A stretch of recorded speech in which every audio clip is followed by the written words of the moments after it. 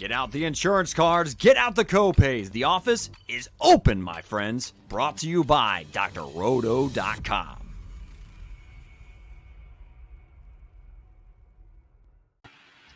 What is up, and welcome in. We are the One and Done Show. We are your fast break of college basketball information. I am your host, Eric Romoff. You can catch me on those Twitter streets at FantasyNav.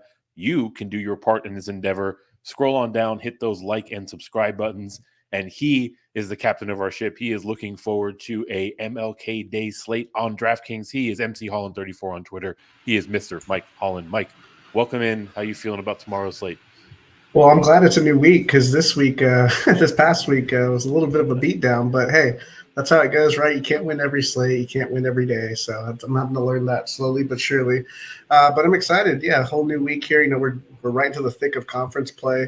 A lot of great matchups, a lot of great games over the weekend. So, the slate tomorrow is a little different. I know a lot of people have the day off. So, the NFL's wrapping up. I think there's just the one game tomorrow with the Cowboys. There's the 6-game slate that we're looking at tomorrow, and I'm ready to dive into it because it looks like some fun matchups. Yeah, we're in the heart of conference play season in college basketball, and it definitely makes for not only some fun matchups, but for some appealing games to target in the DFS context, and that is exactly what we're going to do. We've got 6 games on board. This is a slate that tips off at 6 p.m. Eastern. 1K to first place for the Big Jam. You and 450 or so of your closest friends duking it out for that.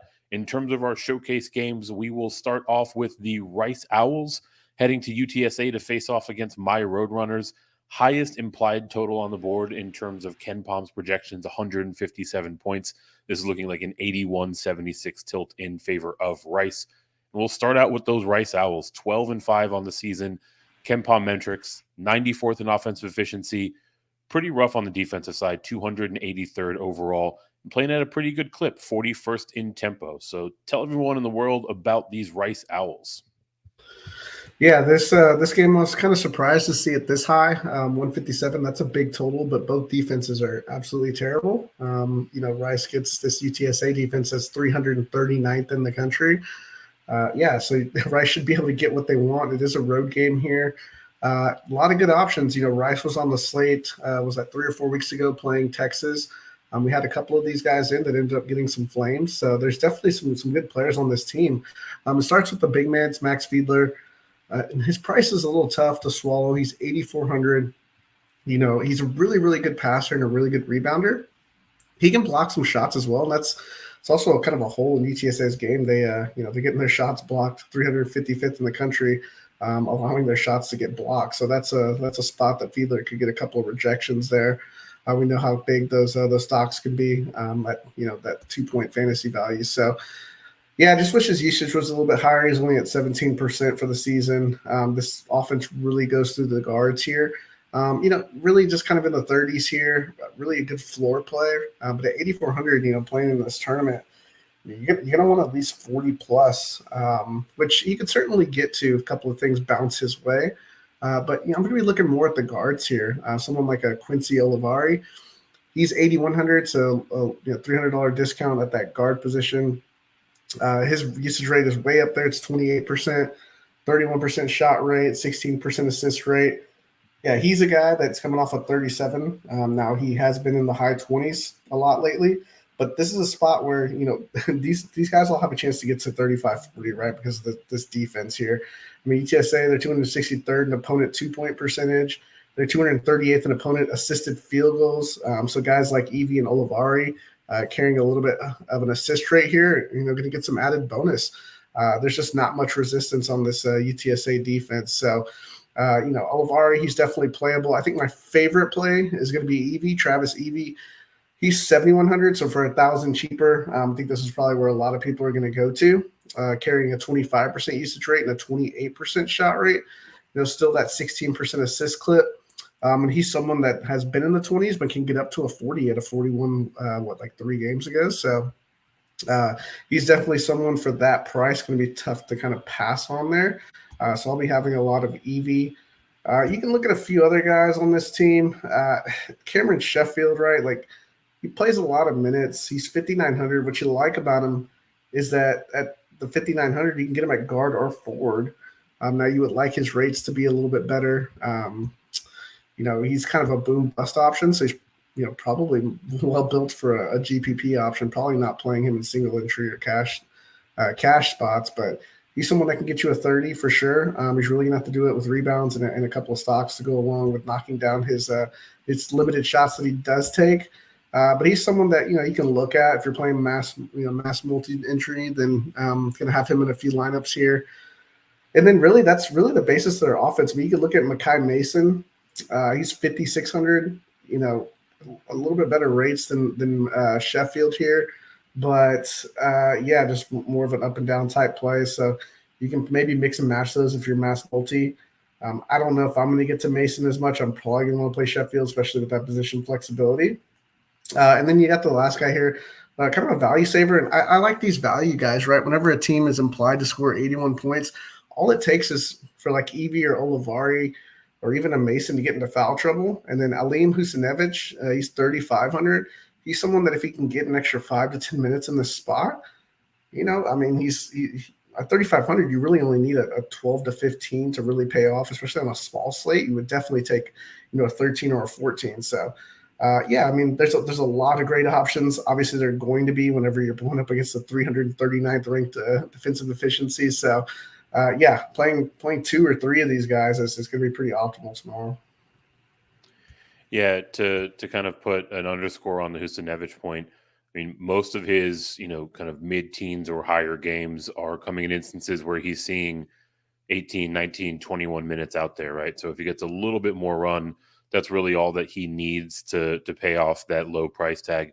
Sheffield definitely feels like the priority play here by and large because of that position flexibility, but the 5.9K price tag doesn't hurt either.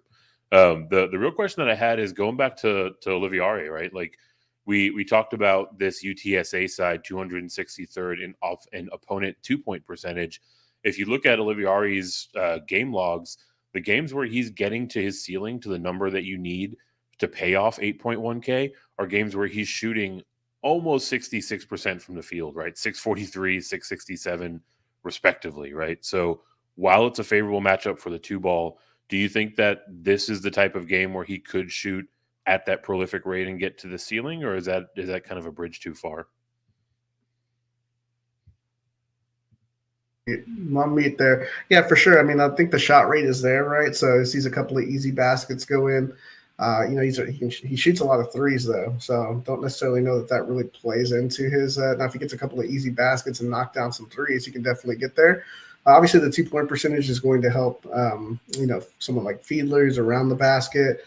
Evie's a guy that's kind of a hard driver. So, even Sheffield. But really any of these guys, I mean, really – by not being able to defend the paint, right? It's more about that. So, 2-point percentage, he knows that that's like, around the rim or from 16 feet. It just means that they can't defend anything, essentially. So you're basically going to get whatever you want. So for me, my priority is going to be Evie. After that, I'll be looking at Olivari and then Fiedler, Sheffield after that, and then Husinevich, and then I'll have maybe 1 or 2 Mason out of I think I have 14 lineups in that $10. And is this side of the matchup one that you're looking to stack, or are you just kind of picking and pulling one-off guys? Oh no, yeah, I'm stacking this puppy. I mean, yeah, I'm having trouble not going 3 on every lineup just with this 80-point total. But you have some really good games out here, so I don't mind just pulling a 2-1 or even a 2-0 or 3-0 or 3-1. So let's go to the other side of this matchup, the part that has us very bullish on the Rice Owls side. That is the UTSA Roadrunners. This is the team that is getting paced up, so they do have that going for them. 7-11 on the season, 263rd offensively, almost dead last, close to it, 339th defensively, middle of the road in tempo. So mentioned this is a team getting paced up. If you're going to be stacking 2 or 3 on the Rice side, probably want to consider a run back. I guess where does that short list sort of start for you, Mike? Yeah, before we get to that, I mean, we just talked about UTSA's 2-point percentage, right? 263rd in the country, allowing opponents to score from that range. Well, Rice isn't any better. They're 338th. So the thing with Rice, too, they turn the ball over a ton. They're 317th in opponent steal percentage. So there's going to be tons of fantasy points in this game. So, even getting to 5 in this game potentially. The thing about UTSA is it's more condensed. You kind of know, whereas at Rice, there's a bunch of different options for GPP. I feel like this one's a little more condensed. It really starts with Metter, JFAT Metter. He's 7,800. He's the guard. He's the high usage guy. Takes a lot of shots, creates the offense. 29% assist rate. Definitely has 30 fantasy point ceiling in this territory here. You just kind of know what you're going to get with this guy, right? Like, he has that 7 a few games ago, but you don't really have to pay attention to that, right? So, for me, he's a priority. Now the price tag, I'd like it to be a little bit cheaper. We need to wait on the news for Jacob Germany here. He's kind of the 1-2 punch for this offense. He's questionable, but I don't know if KenPom is just assuming that he's going to play, because there haven't been a lot of times UTSA's hit 75 points this season. So if he's not in the game, I know they are at home. This is obviously a big spot for them. We're gonna have to see. I don't think there's much news on what's going on here, but with Germany, it's like, he's a rebounder, can block some shots, has a high usage rate. 4 games ago he had a 43 piece. So he's someone that can really get it done and can really take advantage of some of that inside stuff that Rice gives up. If he's in, I don't mind mixing and matching. I don't know if I'm gonna play both together, just because I just don't know why KenPom's so bullish on this side. Seems like more of a game where they could get into the 70s. But if Germany's out, I feel like unless Metter just goes nuclear, one of these other guys, one of these role players just kind of goes off, they're going to have a tough time getting to 70s. So, we'll pay attention to the Germany news. That's obviously going to be huge as you come up to lock. You can also look at Richards at 6,500. These guys just feel like they're maybe slightly overpriced. And really going to need to take advantage of some of these metrics on the right side to get there. Richards, 20% usage rate, 24% shot rate. I don't know, man. Like, I just look at the top 2 guys, and that's what I'm looking at. I feel like this guy is just all over the place when it comes to, what you're going to get. You can live in the teens. He can be in the 20s. He can get you up to a 30. Definitely a GPP player if you're going to fade the top 2 guys for sure. So, might use him in 1 out of 14 lineups. You could also look at someone like John Buggs. He's 5,600 at that guard position as well. 0 for 10 last game, 3 fantasy points, so a little scary there. But, before that against UTEP had 24 fantasy points. So, these guys are all boom bust options. That's why on the Rice side, I'm liking 2 or 3 guys and just playing one of the UTSA side. So I'll probably have him in one lineup out of the 14. And then if Germany's out, we'll have to pay attention to this, like Josh Farmer at 4,900. He's a little interesting. I'd love for him to be a little bit cheaper. We saw him get 30 minutes last game with Germany out. I don't know, man. Like, it's just going to take, at 4,900, you're going to want, close to 24, 25 from him. Just a little bit tougher for him to get there. But 6-game slate, right? You got to take some shots here. So I guess for me on this team, it's really going to be using Metter a lot. Germany, if he is in, I'll use him a few. And they're just kind of plugging in maybe 1 to 14 on Richards, Buggs, and Farmer, depending on if Germany is out or not. So it makes sense that Farmer becomes, more interesting if Germany is out. Is there anybody else in this front court, down towards the min price that might get a little bit more run with Germany out, or we should at least, kind of earmark their name as someone to consider if and when we get that news?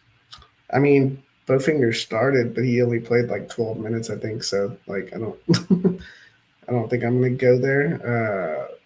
It's interesting, man. Like, this is a weird fantasy perspective with this high of a total. If it gets close to this, somebody or 2 of these guys on UTSA, 76 points, like, it's going to be Metter and someone else, right? Like, if it's Metter and Germany together, for one of them to hit a 5x, it feels like only one of them will probably get there. So that's why I'll split it between the 2. If Germany's out, though, and I want to go 3-2 or 3, or 2-2, probably play Metter with someone like maybe a shot with Richards, a shot with Buggs, and a shot with Farmer. So definitely a little more cautious on this UTSA side outside of Metter. really focused on the Rice side. So we'll see. We've got to pay attention to that news as we get closer, but definitely a really nice game environment. Yeah, going through the game logs for UTSA, we have to go back to their games against Trinity and Texas A&M Corpus Christi for them to break north of their implied total for tomorrow's games, right? So definitely feels like things have to line up really well in order for them to push for that total. Tend to like going towards the more known qualities, the guys like Metter, whenever that is the case.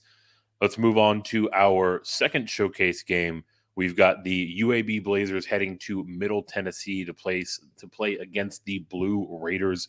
This is one carrying a total, according to KenPom, in the low 150s, 78, 75 in favor of UAB. Let's start off with these UAB Blazers, 13-5 on the season, playing a pretty solid brand of basketball. 27th in the country offensively, 125th defensively, running and gunning yet again, 15th in tempo. We know that our Blazers aren't going to be without our boy Jordan Jelly Walker. So what else is left for us on the UAB side? Yeah, it sucks, man. Like, wish Walker was playing tomorrow, one of the best players in the country. But this means I'm probably going to have a lot of Eric Gaines. He's 6,900, and two of his last three games, he's had 41 fantasy points. So, especially with Walker and all that usage gone, it's going to go to a couple of guys here, and one being Gaines. 25% usage rate, and most of these games are with Walker, so you have to walk that up probably closer to 30%.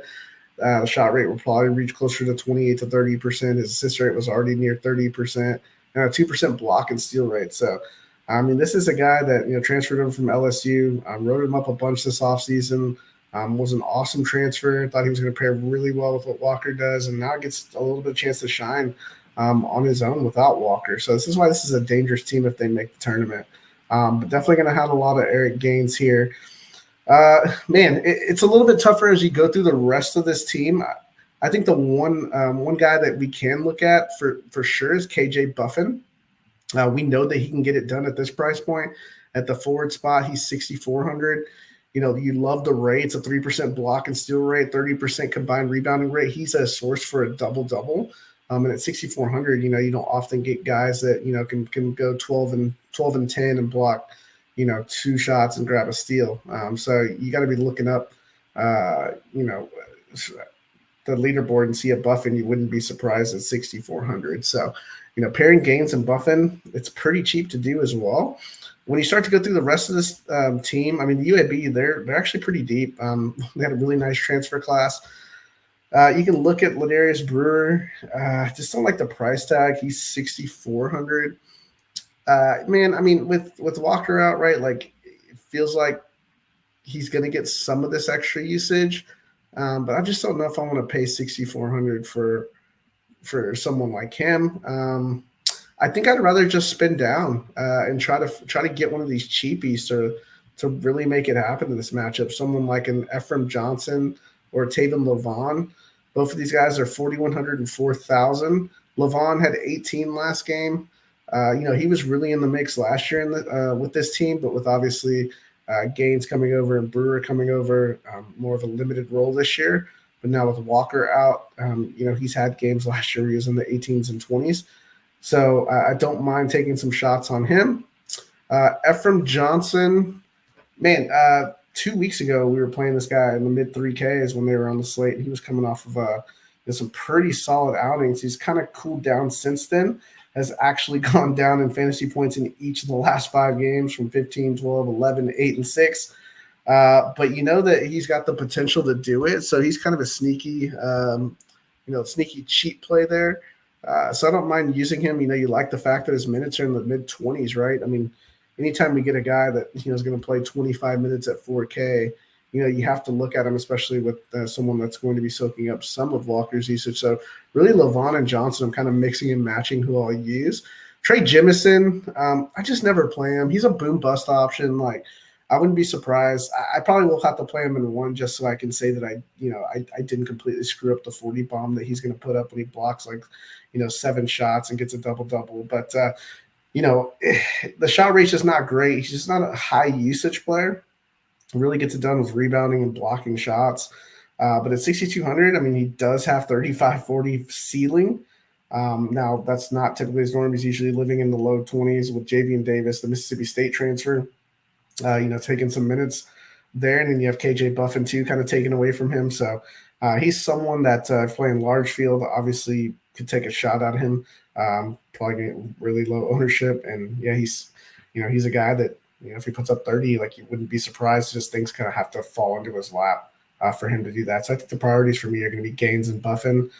Trying to mix and match Lavon and Johnson in there, and then firing off a shot at Jemison. Look, it is the new year. Everyone is still hanging on to their New Year's resolutions. Much like you, I'm expecting a lot of people to be working on their gains tomorrow. Probably going to be one of the more popular plays on the slate, right, given that price tag.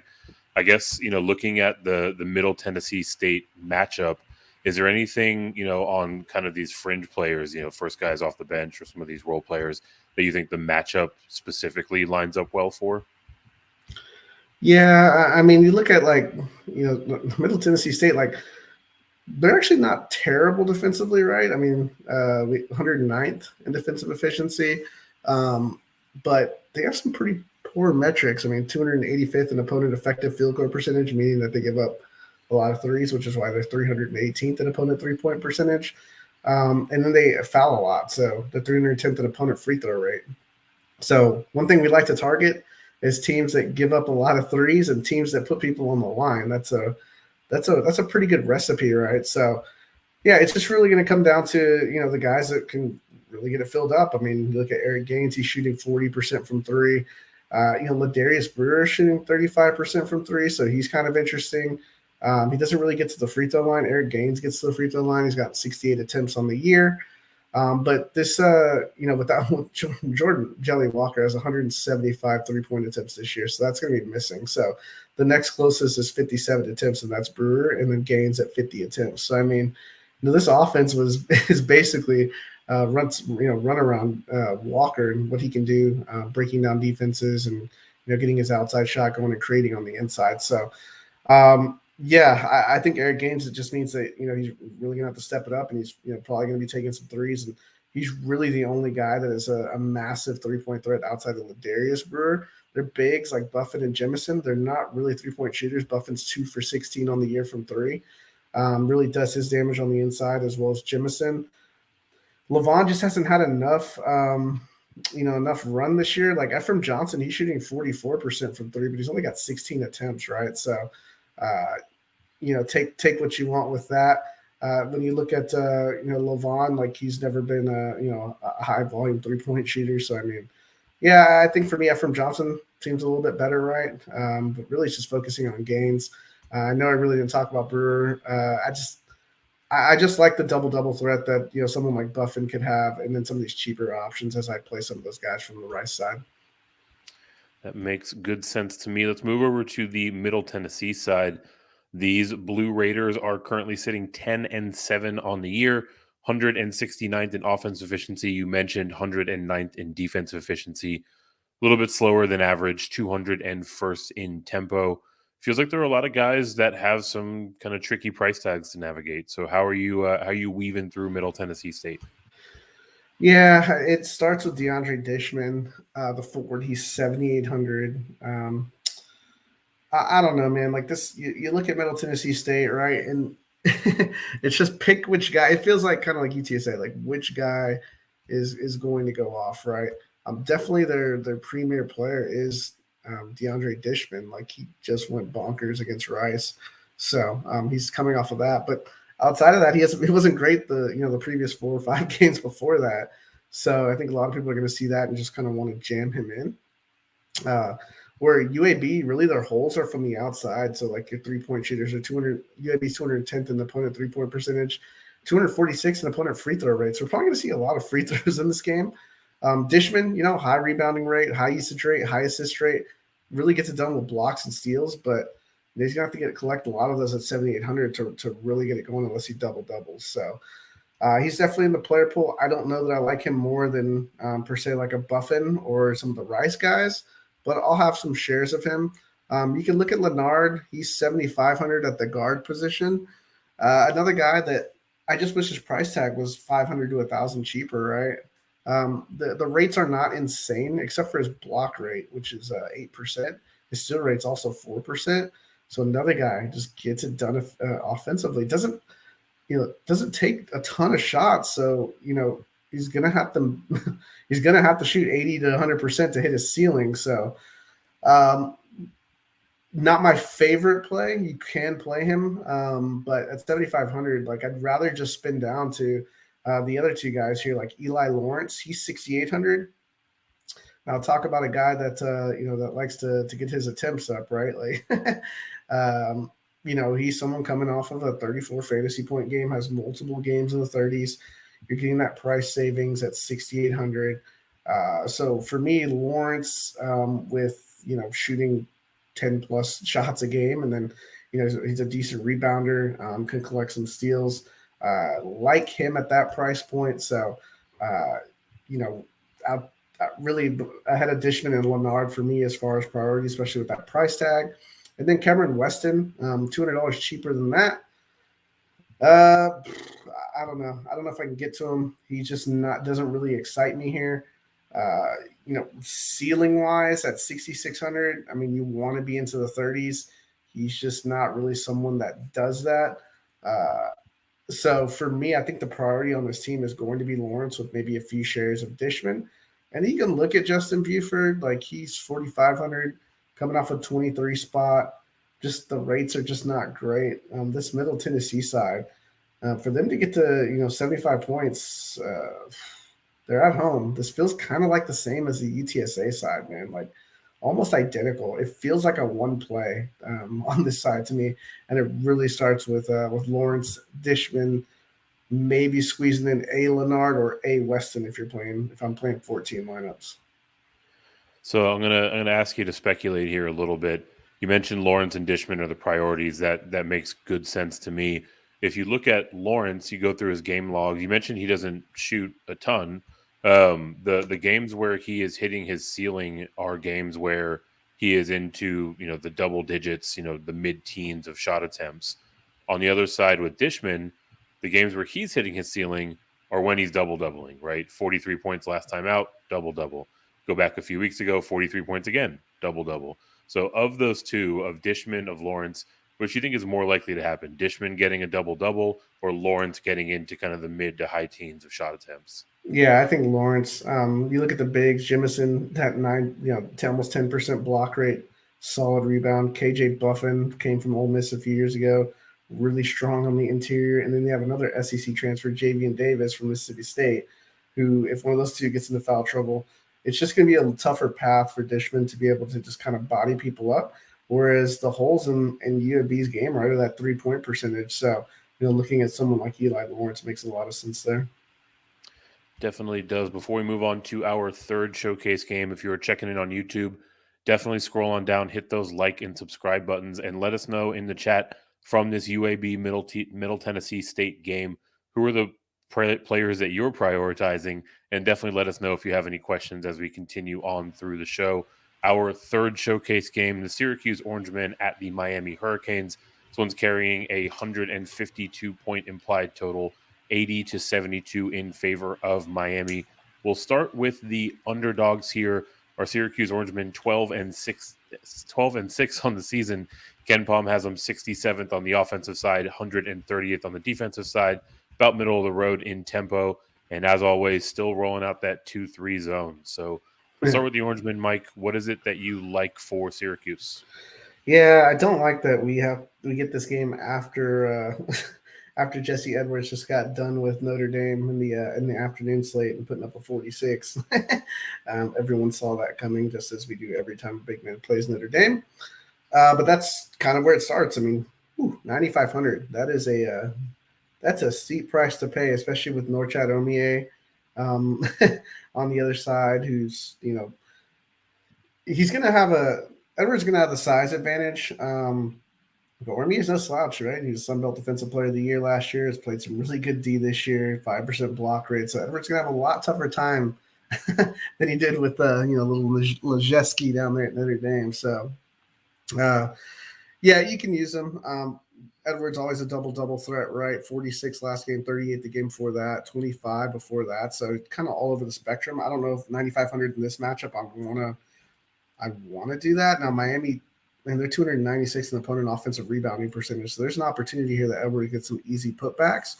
But I guess for me, it's really going to come down to some of these, like, I just can't quit either a Gerard or a Mintz in every single lineup I build because they have such high upside if they're knocking down their shots, right? Like Gerard, prime example of just someone who can, score 15 fantasy points or score 45, which is what he's done in a couple of the games recently. So high usage rate, high shot rate, can get some assists, get some cheap steals. That price tag is annoying, but I think it's enough to obviously drag his ownership way down. $200 less, you get Judah Mintz, who hasn't done anything recently, and has massive rates: 27% usage rate, 26% shot rate, 25% assist rate, 3% steal rate. So, Judah Mintz could get it going here, and someone that could get up into the high 30s at 7,700 wouldn't mind that. I think a lot of where we're going to want to concentrate is looking at this Malik Brown kid, man, just like absolutely exploding into the offense here. He's 5,600. Didn't get much run, and then 3 games ago got some run, 24 fantasy points, then got some major run, 36 fantasy points, and then went for 31 fantasy points, and now he's walked his salary basically from the basement up to 5,600. So he's doing some rebounding, he's getting some steals, he's getting some blocks. The thing that scares me, right, is his role completely secure, and 2, like, he doesn't shoot the ball much, so like he's gonna have to have everything else go right for him. But I think a lot of people are going to try to go there. Chris Bell offers massive savings at that forward position, $1,800 cheaper, coming off of 23. Now he's going to have to knock down his shots. He's a little bit different, right? Like he's not going to get your blocks and your steals. He's really going to have to light it up from downtown. Got 34 minutes last game. Problem is you just don't know where Boeheim's going to go, right? The 3 guys at the top, right? Edwards, Gerard, and Mintz. But Benny Williams, like, where did he go? He absolutely disappeared. Now we're seeing Brown and Bell kind of step up. Even a Justin Taylor at 3,700, like, he's someone that can score into the teens but doesn't have, like, great rates. And you just don't know how many minutes these guys are going to get outside the big 3. So I'll be taking some shots. This is not a team that I'm going to stack. I love stacking against Syracuse because of that zone. But they have some guys that have explosive potential. Whereas, if they're going to score 72 points, one of Edwards, Gerard, or Mintz is probably going to go off. I do like the guards a little bit better because of Omier, and then also their Miami's 209th in opponent assisted field goals made. So those guards getting that extra usage, getting that extra bonus from, getting those assists. So, I think that's where I'm looking. I'm looking at mixing and matching Mintz and Gerard. So looking at Malik Brown, I have to believe that he is going to be one of the most popular plays on the board tomorrow, right? He comes in below the starting salary average at 5.6K. His trend is definitely pointing up. The thing that's troubling is what you mentioned with Chris Bell, right? Specifically in that last game, all of a sudden getting a ton of minutes, 34 minutes. So obviously, none of us are in the head of Jim Boeheim up there. So, maybe taking a closer look at that, do you think that sort of the popularity with regard to Brown is enough to try to be a little bit underweight in light of Chris Bell emerging a little bit? Or do you think that that's just kind of one game for Bell and Malik Brown offers some pretty solid points per dollar value? Yeah, their minutes are coming off of Benny Williams. Like, if you pull him up at 4,800, like, he's the one that's taken the massive hit, and he was the hot topic. Just like 2 weeks ago when he was, dropping a 40 and had some games, just before that in early December where he's getting to the 20s. So, yeah, he just sees his minutes absolutely disappear. And, we just don't know game by game. So that's why I'm really liking the 2 guards that we know what we're going to get.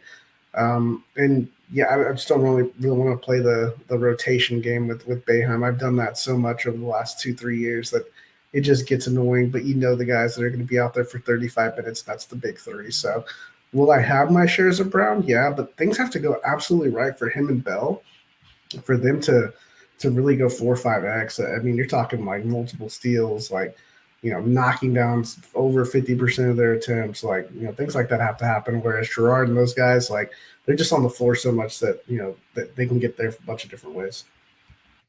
Yeah, and with regard to Brown, he does have 3 stocks per game during this kind of 3-game upswing. So he's definitely doing it to get that done. But like you mentioned, it's a bit of the roll of the dice with Boeheim. So that rotation can be absolutely maddening when you nail the rest of your build and you happen to get the wrong guy in the Boeheim rotation. So definitely something to keep in mind. We will move on to the Hurricane side of this game. Miami again coming in carrying a 72-point implied total, 14-3 on the season, 11th offensively, a little bit better than average, 127th defensively, and right around average, 148th in tempo.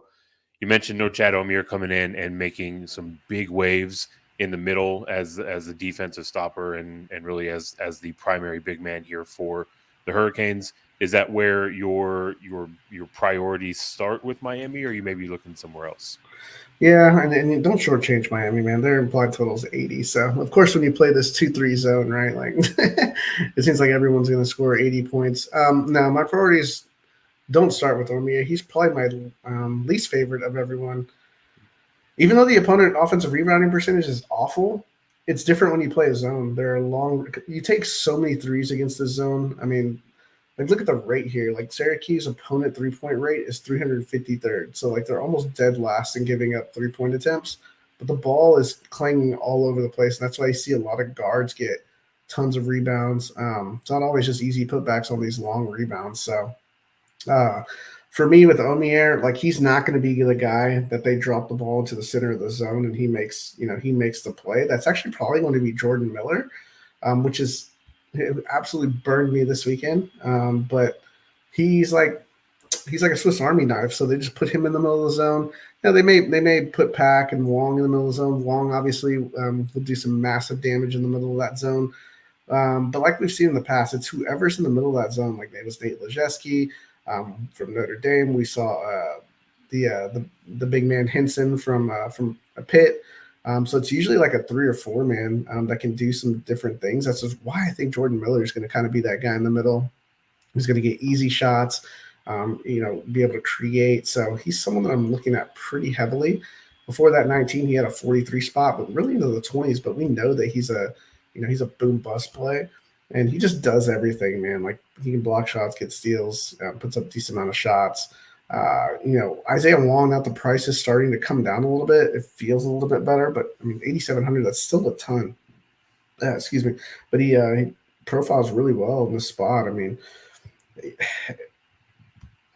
just this zone, man. Like, it's just so juicy, right? Like, especially when you see, we talked about it earlier, like the opponent assisted field goal, like, those are the teams you love to attack.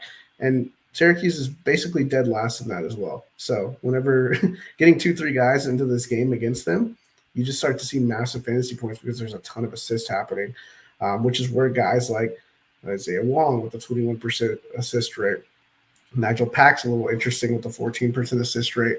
Pack's been a little disappointing, but high shot rate, good usage rate, was played piles of minutes. Hasn't been great recently, which makes him probably a pretty solid GPP option. The problem with Miami, though, is that they're playing Wong, they're playing Pack, they're playing Beverly now off the bench, who's pretty intriguing. Beverly's kind of usurping some of this Wooga Poplar action.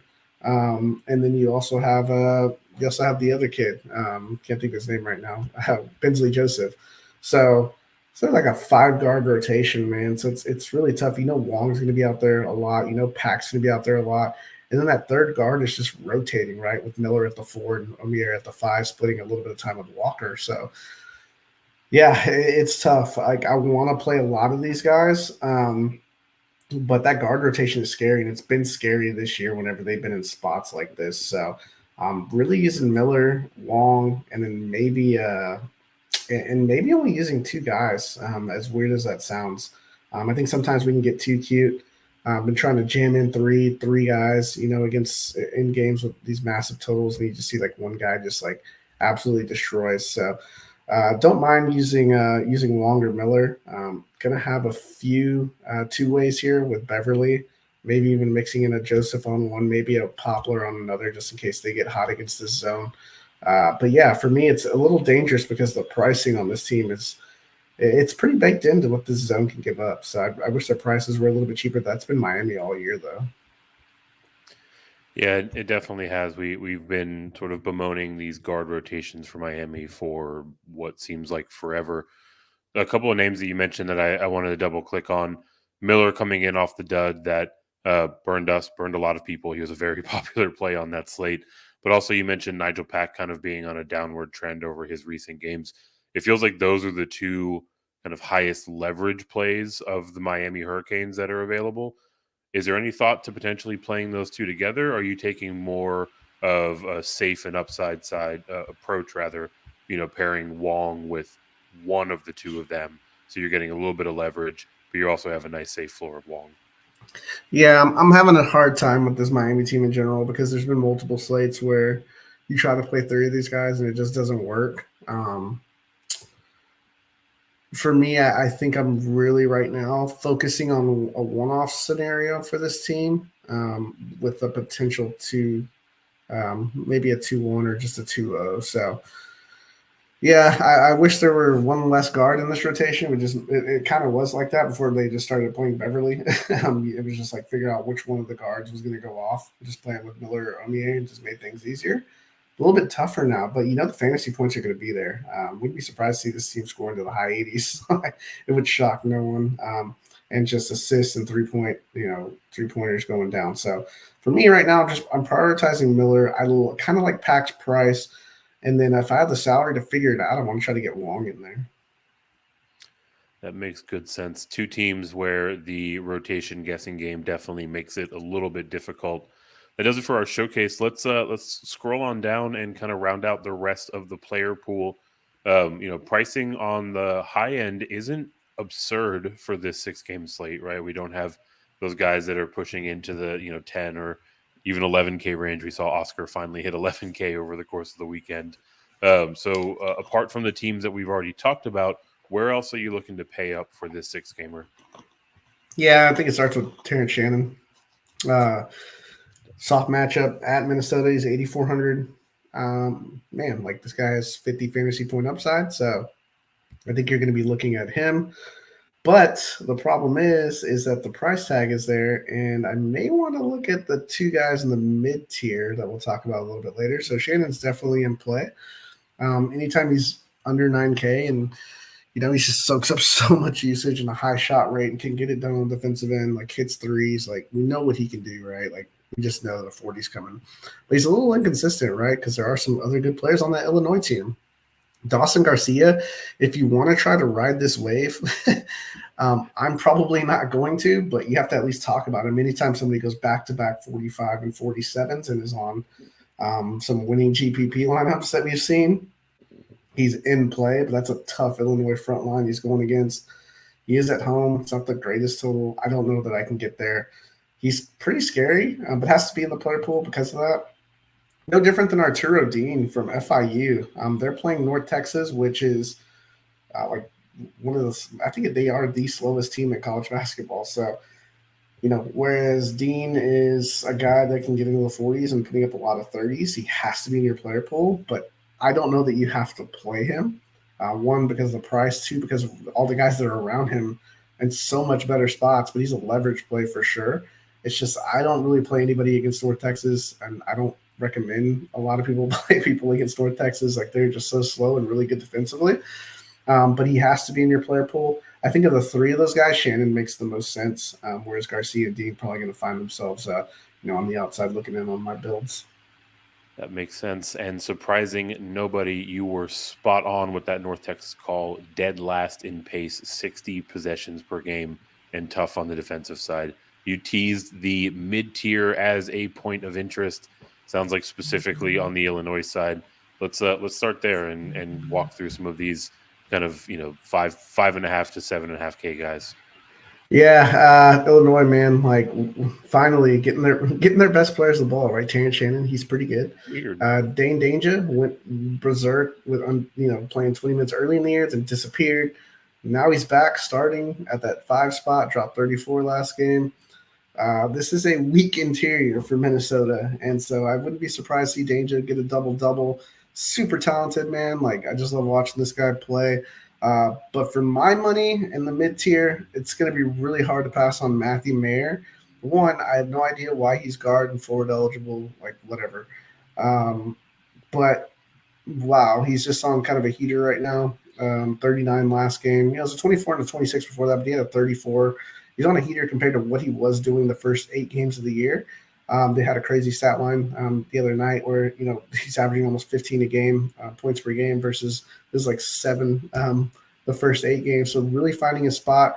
Him and Terrence Shannon, they were the transfers from the Big 12 that, we're supposed to make some noise, and they're finally doing that. So I love Mayer. Love that he can shoot the 3. Love that he can take advantage of the soft interior defense. So he's someone that can block shots. He's a great passer. I mean, he won a national championship at Baylor a few years ago. So, he's just a guy that can get it done. So really, really looking at him. You can look at some of these other Minnesota guys in that game. Like, I don't mind it. One-off scenarios, Talon Cooper up there at 7,400. So kind of the higher end of the mid-tier. He's a guy that could pop off every now and then for a mid-30s or even a 40, especially at home. It's a tougher Illinois team. You're a 10-point dog by Ken Palm. So, probably outside looking in whenever I finalize my rosters. But large field, I'm going to take a shot at them. These are the types of guys that win tournaments, right? You play the you play the guy that nobody plays, and he goes off for 6x, right? So the chances of that, right, are kind of low in this matchup. You could look at him or Jamison Battle. I mean, Battle, he's 6,800. He plays basically 35 minutes. He takes a ton of shots, doesn't do anything else. And you kind of know what you're going to get from him, probably 20 to 28 fantasy points. But every now and then he catches fire. I mean, he could go off for a 30, 35. So it's 6,800. Minnesota's got one of the toughest matchups outside of FIU in this slate. So, you're not rushing to go there. More of a, contrarian, or you're trying to grain leverage type plays or these guys. A guy that I'm going to have trouble not playing is going to be Tyler Perry. No, not that Tyler Perry, but the Tyler Perry from North Texas. Very, very solid player, 7,300, probably a lock for 30 fantasy points. And at that price, that's basically 4x. And then he has upside to get into the mid-30s and even could come close to a 40 here. He's just, he's their guy, man. Like, he does everything for them. He's the leader of that team. So, I'm going to be interested in getting him, obviously. Super solid player there. And then, man, like, kind of the same thing with Arturo Dean. Like, you could look at Denver Jones, but it just doesn't make a lot of sense against North Texas. I like John L. Davis from from our guys there at FAU. Man, they're playing Western Kentucky. Like, kind of a weird matchup. The tempo's not great. Western Kentucky, they're 278th in defending the 3 and 267th in opponent 3-point percentage. And then, he was also on one of my teams that finished, I think, either first or second. So, coming off that ridiculous game a few games ago. Up and down, though, man. Up and down. Like, these are more contrarian. Like, the guys in the mid-tier, I feel like, are super contrarian. But you find one or maybe 2 of these guys, maybe just one of these guys that pops off. You could be looking at setting yourself apart. So, really the Illinois guys I'm concentrated on, and then Perry. I don't mind contrarian and leverage spots with some of the Minnesota guys, even someone like a Davis. Yeah, you mentioned up top that Garcia is probably going to be popular given this hot streak that he's on. So definitely getting some leverage with guys like Cooper and with guys like Battle. I want to go back to Dane Danger. You mentioned that he's someone that you think might be able to get a double-double in this pretty soft matchup. Going through his game logs, the last time he got a double-double, it's been a little while. My guy scored 51 points. So you talk about getting a low-owned guy in this mid-tier that can absolutely pop off. Definitely feels like Dane Danger's checking a lot of those boxes. While pricing isn't crazy tight, we definitely need to find a way to save a little bit of money on the back end of our rosters. So let's spin through the low tier and find some salary relief. Yeah, you can look at Reuben Jones from North Texas running alongside here with Tyler Perry. The thing with North Texas, they're getting paced up, so I like their side. They're 363rd in tempo, but FIU's 34th in tempo. So if they get paced up, right, like FIU's pretty terrible defensively. So if you're looking at Reuben Jones, like, Can get into the 20s, 25. Like you would take that 5x, right? Like that's automatic. They're 293rd in opponent 3-point rate is FIU, so they're going to give up a lot of threes. They're also giving up a lot of opponent assisted field goals, so you'd love to attack that. And they're also 311th in opponent offensive rebounding percentage. So some pretty big advantages here for UNT. And for a guy that doesn't chuck a lot of threes, hits one or two, right, and then collect some rebounds, which is one of his stronger areas. You could look at Reuben Jones and you can make some money there to go along with someone like Tyler Perry. There's an injury here. For Western Kentucky, Emmanuel Acott is out, so you can look at two guys. Jordan Rawls, he's 4,000. They're playing at FAU.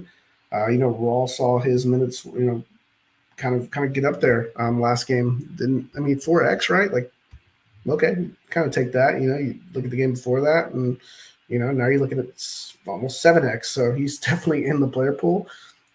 Before all these transfers, he was someone last year that played a pretty decent role. So definitely going to be using some Jordan Rawls. You could also use someone like the Indiana transfer, Christian Lander. He's 3,600.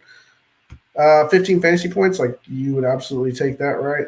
So it feels like one of those two guys is going to offer you some real solid value. So I'll be mixing and matching both of them. If not 100%, probably 80% of my lineups. It feels like one of these guys is going to step up, and they don't have to do much at these price tags, right? You would take a 16 to 18 for sure, especially if it was Lander.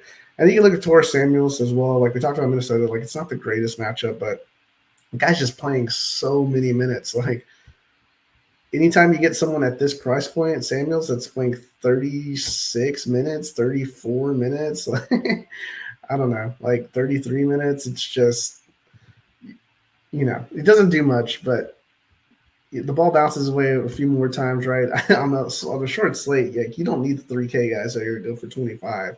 You take the 3K guys that go for 16, 18, and then get some of these big dogs up at the top and, really knock it down. So obviously we got to wait for injury news and things like that. A lot of that's been happening recently where guys are just out and creates a ton of value. So, we'll have to see as we get closer to the slate. But this looks like a fun one. There's a lot of interesting matchups.